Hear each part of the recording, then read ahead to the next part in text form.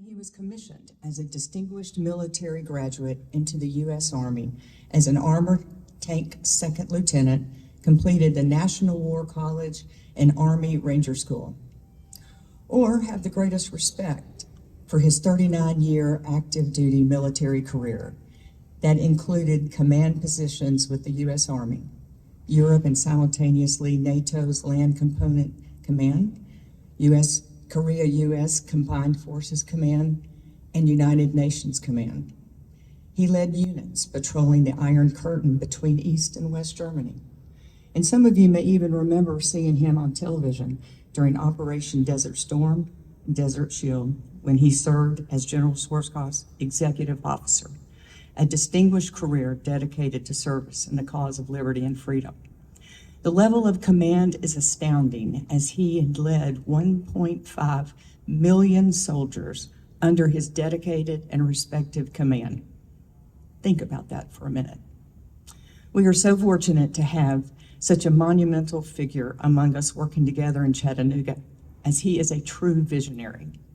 It would take me well into the hour to tell you all about General Bell's military career, but I'd like to give you a small glimpse of who General Bell is.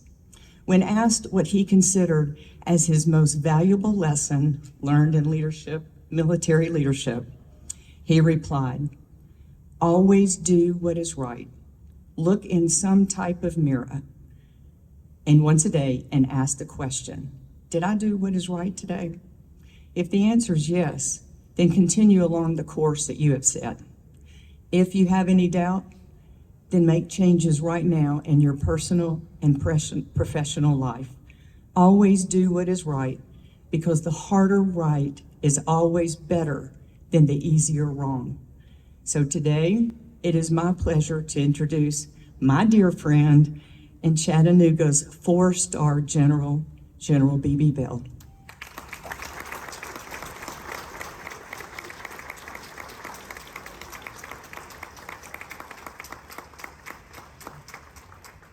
I'm really uncomfortable behind this mic. Are y'all recording this? You don't care, do you? Good. Renee, thank you and your organization for forcing us to refocus on what matters on this planet, and the big things that mark our history as Americans. And certainly 911 is one of those. I want to thank our police force that's here today, both county and city. God bless you all. You know, it used to be the cop on the beat, I don't know, he or she was just a member of the community, but now every time they go up to a traffic stop, every time it's a life and death moment for them. Most of the time, obviously, it all works out fine, and whoever was speeding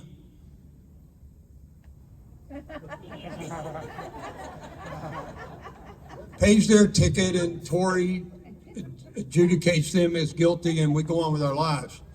But every now and then, somebody pulls out a 9mm and kills that cop for no reason. These are brave men and women. I love them.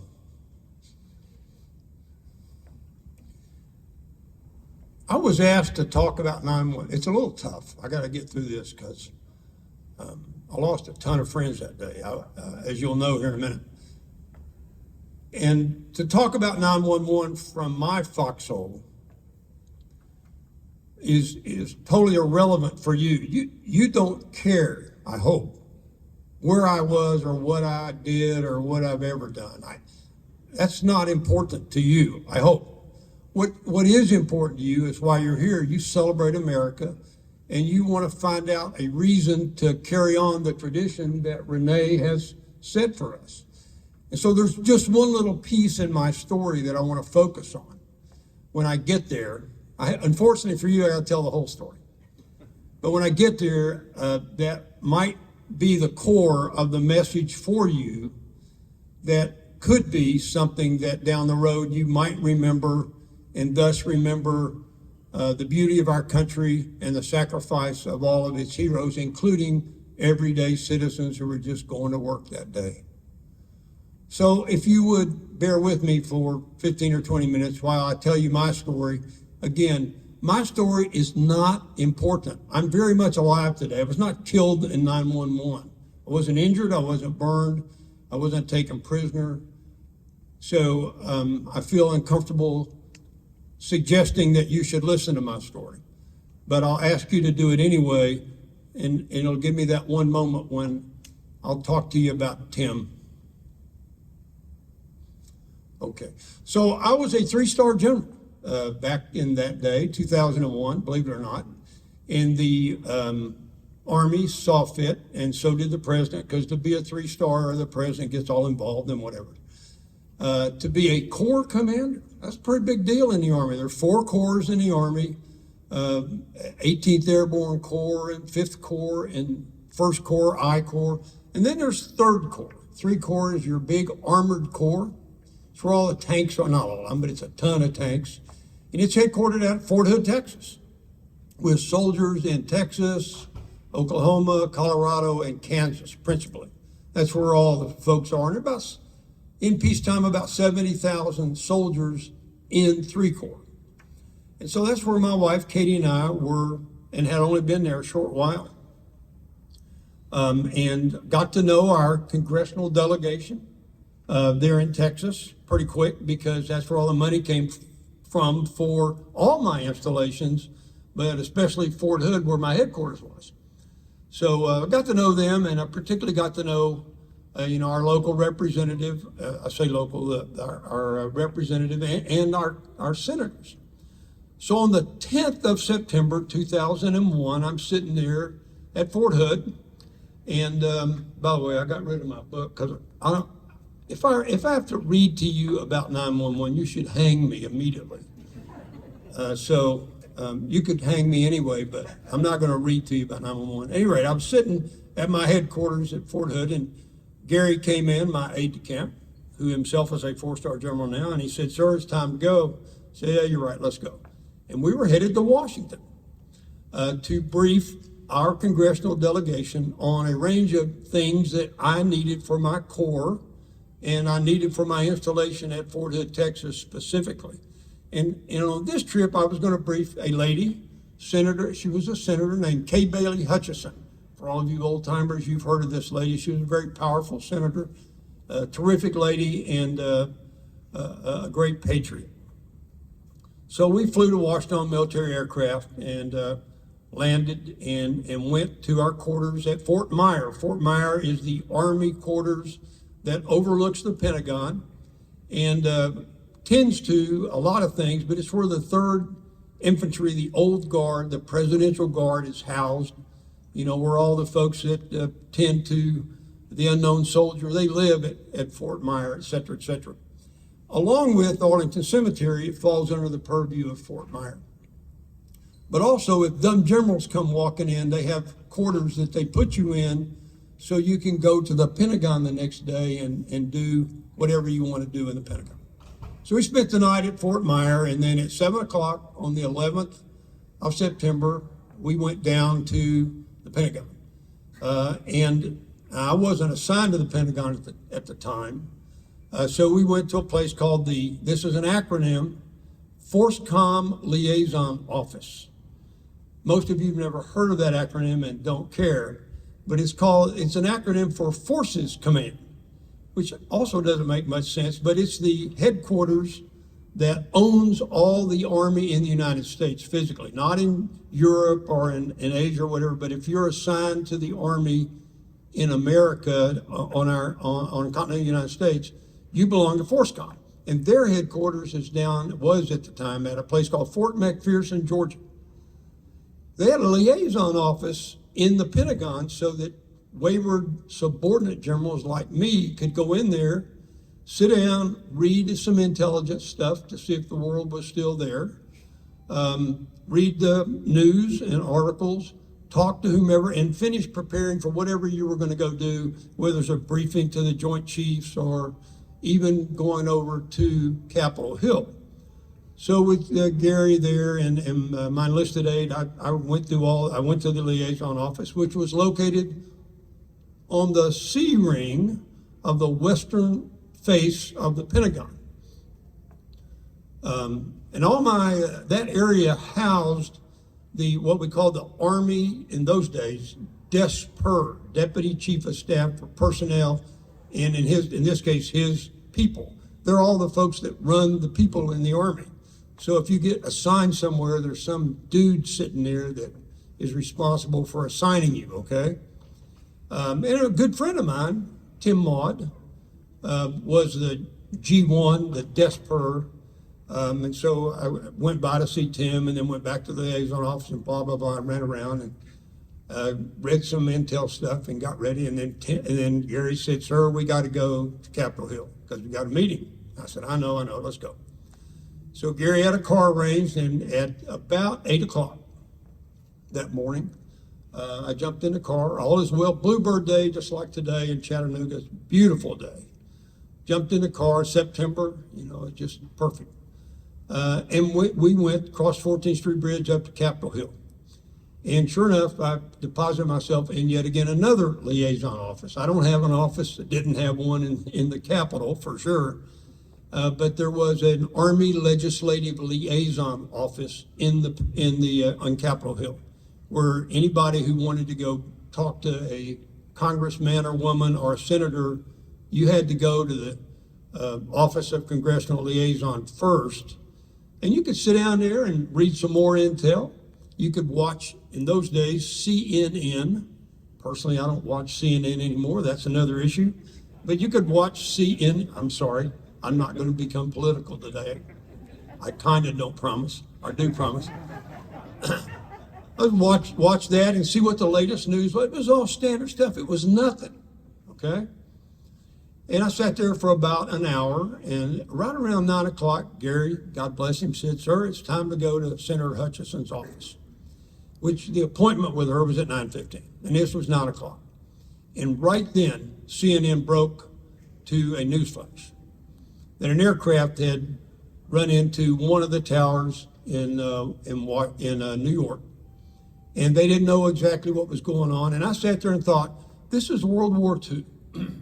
You may recall in you probably don't recall in World War II, and I don't either. But historically, we had a bomber run into the Empire State Building in World War II. A terrible crash, an accident, a big, I think it was a B-17 bomber. It was terrible. So I sat there and thought, some idiot in a private plane, a Cessna or something, has run into one of the Trade Center towers. And, God bless them. I'm sure they're dead, but hopefully this is no big deal. And then I saw the camera come on. They got their camera up there in New York, come on. And you could tell instantly that it was a very large aircraft that had hit that building, because the slice that the wingspans cut through the building went from side to side of the building. And that was a huge building, very wide. And I just sat there and looked at that thing, and it didn't dawn on me what was going on, other than how in God's name could an airplane of that size, whomever owned it, run into a giant building on a Bluebird Day? It's just not possible. And we began to talk about it and speculate and whatever. And then there was this enormous confusion in CNN. I mean, they were yelling at each other and screaming, and you're sitting there watching this thing. What is going on? Besides, this building was burning. And then they switched the camera to the other building. And sure enough, a second aircraft. And of course, that did it for all of us. I said, "Gary, there's been a damn terrorist attack." And somehow they've crashed into the World Trade Tower, both towers. And quite frankly, I said to him straight up, "We got to get the hell out of here. Call Senator Hutchison and tell her we're not coming. We're going back to the Pentagon so I can get back to the liaison office, talk to my command, and get them ready for war. Because we're going to war. You can smell it right now." And he said, "Sir, I got to run around." I said, "I'll meet you out front." So I ran out of the Capitol and stood there. And about, 5 minutes later, Gary showed up and said, "Sir, the car's on the way." And I'm looking that way, across the Potomac, about 4 miles away, at the Pentagon. That's where I wanted to go, when the Pentagon exploded. in front of my very eyes. Now it's 4 miles away, and it was just surreal. And I've been in war before. This was a war zone. I'm just looking at the Pentagon blow up in front of my eyes. I said, dear God, Gary, it's not that we're under attack in New York. The United States is under attack. And I said, we're not going to the Pentagon. It's not going to do me any good to go there. It's on fire. The whole thing is ablaze. I got to get to Fort Hood. He said, yes, sir, I understand. I said, well, how in God's name are we going to get to Fort Hood? I didn't have an airplane. I didn't have anything. So, and looking at this thing, I then said to Gary, I said, look, we're going to Fort McNair. Now, McNair is on this side of the Potomac, and it's about 2 miles away from Capitol Hill, maybe 2 miles. And it's where the National War College is located. I had attended it, and I knew McNair like the back of my hand. Yeah, I knew McNair. And so I said, Gary, where's the car? And he said, sir, you can forget the car. Look out there on the streets. And as you can imagine, everybody was running out of their offices all over Washington into their cars. It was instant gridlock. Nobody could move anywhere. You could see it just happening. It was like checkers falling down on top of themselves. I said, forget it. Let's go. And we took off running in my very first, green uniform, looking very good. And we just took off on a dead run. Said, follow me. Do as I do. That's a good infantry tactic. Follow me and do as I do. And I ran to Fort McNair as fast as I could. Got to the front gate, gave my credentials. I said, take me to your headquarters. Got to the headquarters, and I said, by the way, I'm in charge right now because I'm the senior officer. And here's what we're going to do. One, get me a phone. I want to call my boss at FORSCOM, which I did. Is General Jay Hendricks, a great guy. I don't know if any of you know Jay or not. 4-star general at the time. And I said, sir, this is BB. I'm in Fort McNair. The whole place is burning down. I need to get to Fort Hood. Sir, is there anything you can do to help me? And he said, maybe. The government gives the FORSCOM commander an airplane all the time. He's always got it available. He said, it's at Andrews Air Force Base right now. He said, it's up there for some reason. I don't even know what they're doing up there, but that's where they are. Let me call and see if I can get you my airplane. He said, military traffic is still operating. All civilian air traffic shut down. I said, okay. 5 minutes later, Jay called me back and said, my aircraft's going to be ready for you in 30 minutes. Get to Andrews Air Force Base. Yes, sir. And I turned to Gary and I said, can't be done, can it, Gary? He said, no, sir, it can't be done. It's gridlock. This is a great point. I turned to the colonel that was there and I said, find me a great sergeant right now. And I said, the only criteria is he or she have got to be from right around here somewhere. Just find me one who's from here, born and raised. Sir, I don't know what to, just find one. 10 minutes later, this colonel came back with a great staff sergeant who was from that area. And I looked him in the eye and I said, Sergeant, do you know anything about this area? He said, sir, I know everything about this area. I was born and raised here. I said, good. Get me and my aide-de-camp to Andrews Air Force Base right now. He said, sir, follow me to my car. We jumped in his private car, and I can only then describe the ride that we took as Mr. Toad's Wild Ride. God bless this young man. We went through yards, back alleys, baseball fields, and everything else you can imagine except roads. And 1 hour later, we arrived at Andrews Air Force Base. Now, understand, normally from that location, I've done it 100 times. It's a 45-minute drive. And this great sergeant made it in an hour, not using America's roads. And with my hands totally white and numb, we jumped out of the car. I thanked him forever. Never saw him again. I wish I could find him. What a great, typical non-commissioned officer in America's military. Give them a mission and get the hell out of their way right now. And if you want to get in their way, it ain't going to work. Whatever you want done, just get out of their way. At any rate, sure enough, Hendricks' plane was there. We jumped on a plane, took off right then, and flew right over the Pentagon. And that's when it really dawned on me, because I could look straight down on the Pentagon. And the west wall was gone. and the D ring, the next ring, was gone. And the C ring, and I could see the liaison office where I had been, was there, but it was in flames from the jet fuel that had spewed into it. And I knew that everyone was dead in the E ring or the D ring, and I knew that was likely my close friend Tim. And then I was fearful for those who were in the C ring, the secretaries, and they were just regular people that went to work that day. Flew on the hood and got in there and went to my office, and I'd already called the head and said, I need an intel briefing. I need the installations secured in all of our states that I had military posts I was responsible for. So, we had machine guns out and the whole deal, figuring that there would be an attack. We didn't have any idea. But what they told me was that, among other things, that at the Pentagon, the D ring had been destroyed, and the C ring and the E ring, and that most of the people that were killed there, 126, not on the aircraft, but in the Pentagon, were Army Des people. I said, okay, have they found Tim Maud? No, sir, he's missing. Okay. I'll explain that momentarily.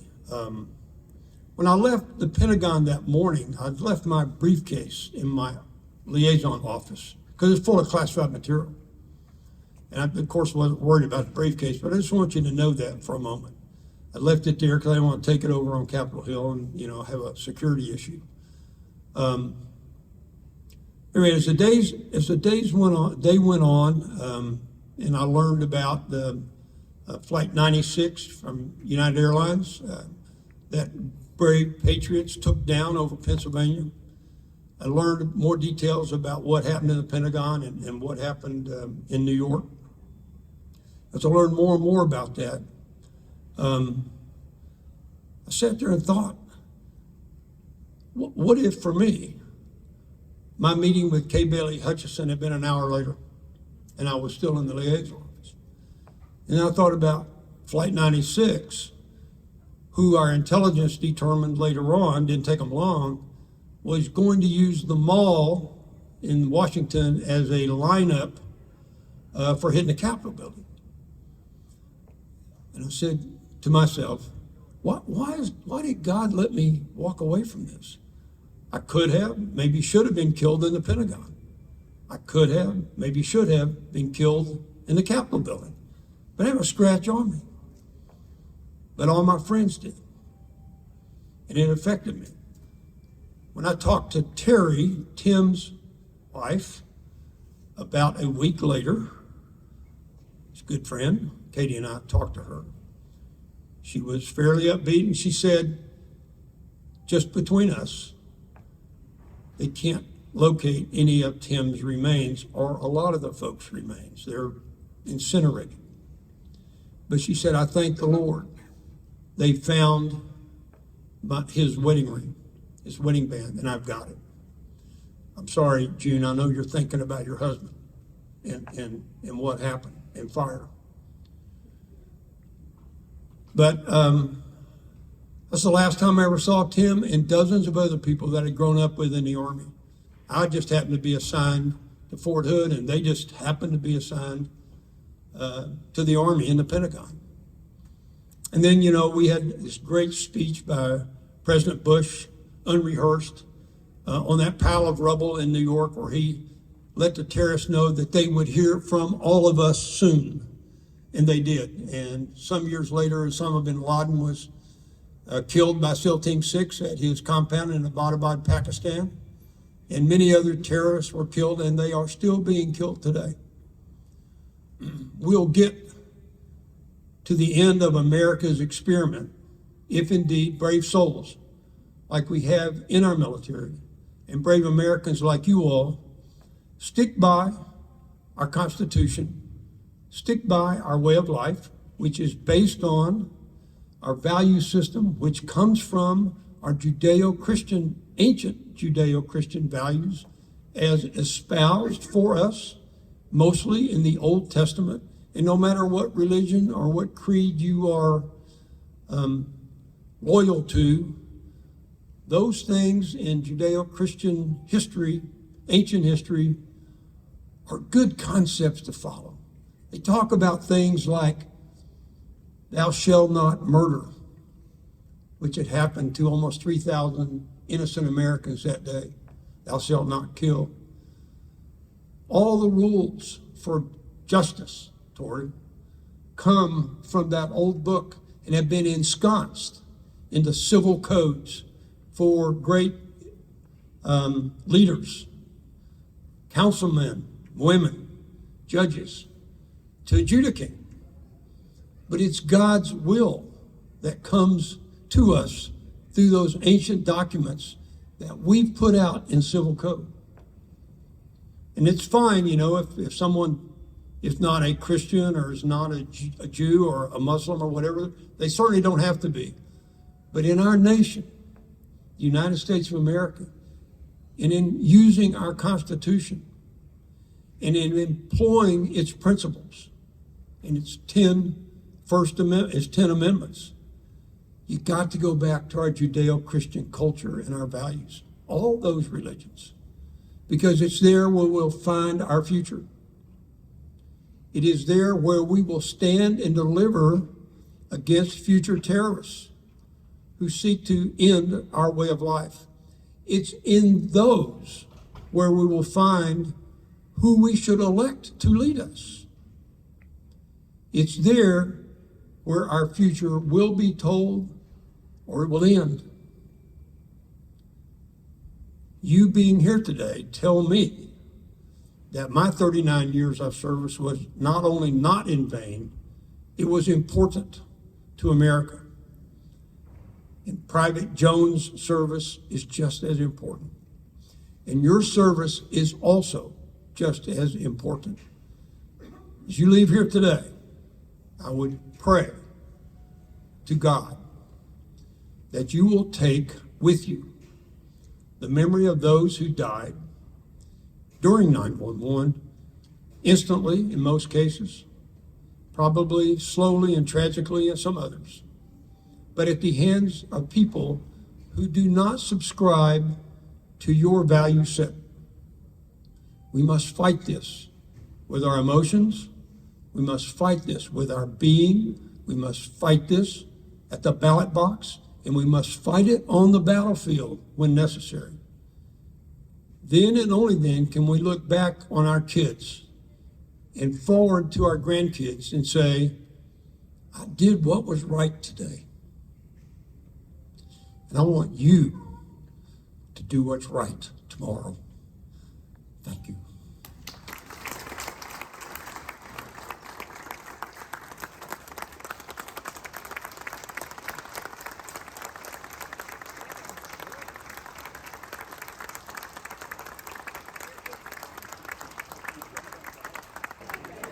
Okay, good. Renee wants to vote.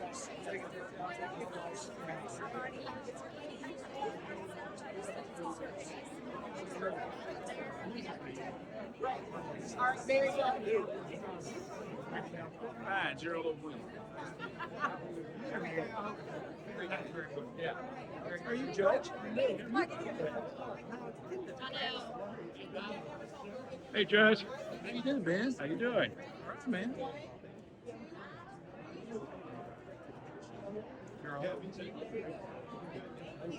All right, let's yes. Oh, yeah. Yes.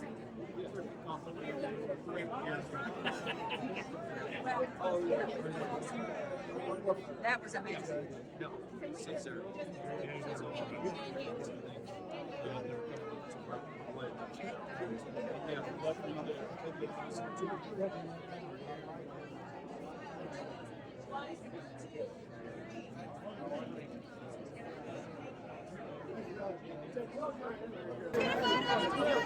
Very good.